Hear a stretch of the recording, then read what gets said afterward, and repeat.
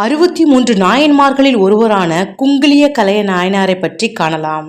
இல்லற வாழ்விலும் நடைமுறை வாழ்விலும் இருந்து கொண்டு எப்போதும் ஈசனை வணங்கி கொண்டும் சிவனடியாருக்கு தொண்டு செய்தவர்கள் 63 நாயன்மார்களில் சிவனின் அன்புக்கு உரியவர்கள். காவிரி நதி பாயும் சோழவள நாட்டில் அழகான ஊரான திருக்கடவூரில் பிறந்தவர் கலையனார். திருக்கடவூரில் உள்ள சிவன் கோயிலில் நாள் தவறாது குங்கிலியம் மூலம் தூபமிட்டு அதில் தான் ஈசன் மீது வைத்த அன்பை வெளிக்காட்டினார். செல்வ செழிப்போடு இருந்த கலைஞருக்கு குங்குலிய தூபம் இடுவது பெரிய சிரமம் இல்லை. ஆனால் ஈசன் அன்பை சோதிக்க தொடங்கிவிட்டால் தூபம் போடுவது கூட சிரமமாகி விடுகிறது. வறுமை வாட்டினாலும் குங்குலியம் இடுவதை தவறாது செய்து வந்தார் கலையனார்.